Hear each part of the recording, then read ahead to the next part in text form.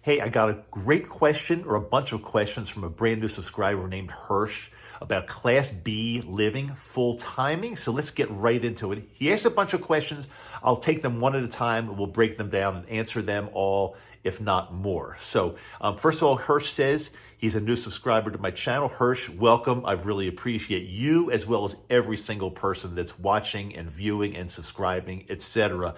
He says, I want to have a Class B RV. And he says in parentheses, in quotes, home. I'm assuming you mean full-time.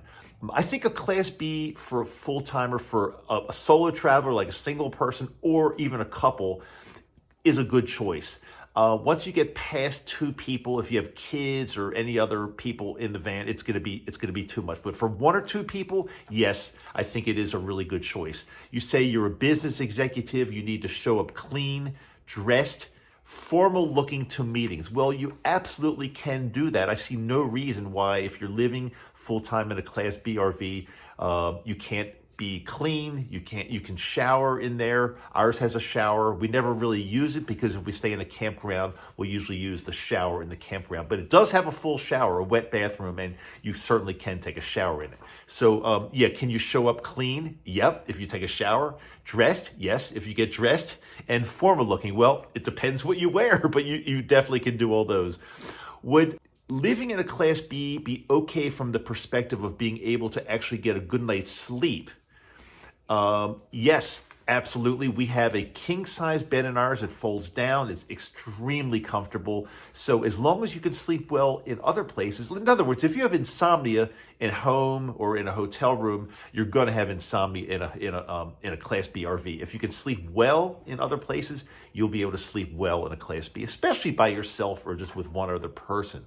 Get cleaned and dressed and show up to work on time. Well, yeah, you can do all those. However, the Class B van has really nothing to do with you being to work on time. It depends on your schedule, how prompt you are to begin with. So again, the Class B is not going to really affect that. If you're a prompt person, you'll be totally fine. Are Class Bs safe? Yes, they are. Very safe. The good thing about Class B is because if you have any trouble, you could just get into the driver's seat and drive away. Whereas if you're in a trailer or a fifth wheel or something like that, you've got to pack all that up, connect it to your vehicle, and then drive away. That's a lot more difficult. So as far as safety goes, yeah, I think Class Bs are really safe. Are they affordable? Yes and no. It depends how much money you have. It depends how much money you make. And Class Bs per square foot are one of the most expensive rigs, but for a reason. Everything's compact, everything's right there. They're easier to drive than any other RV. And so, yeah, you're gonna pay a little bit more per square foot, but in my mind, they are well worth the expense. Are they gonna be comfortable in Pennsylvania winters and Arizona summers?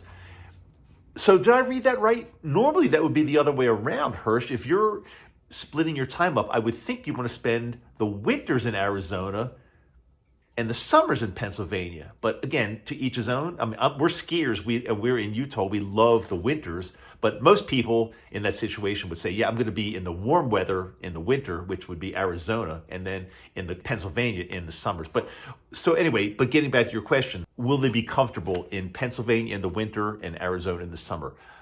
I don't see why not. It depends what part of Pennsylvania you're in, of course.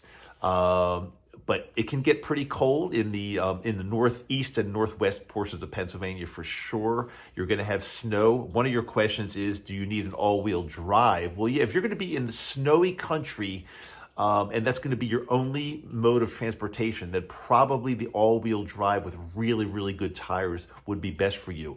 Yoko and I don't have all-wheel drive on our rig, but again, we don't really spend much time driving it in the winter, in the snow. We just kind of, our winters are spent pretty much doing a lot of skiing, so the RV is kind of put to the side in the winter. But as long as there's not snow on the ground, as long as it's not snowing heavily, we can certainly drive ours in the winter as well. So that's a matter of choice whether you want all-wheel drive or not. Also, you ask, how about a permanent address for your mail? That's a great question, actually. So a couple things. If you're going to be splitting your time between Pennsylvania and Arizona, what I do, for business purposes, I have a P.O. box and a UPS facility, a UPS, one of those UPS retail facilities. It costs me maybe a couple $100 a year, so it's much more expensive than a United States Postal Service post office box. But the good thing about having it at the UPS facility is it looks like it's a regular street address.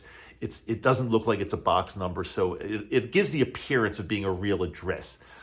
However, having said that, doing that in 2 locations, you can do it. What I would do is, these days, almost everything, bills can be paid electronically. You can receive electronic mail. You can get email from people.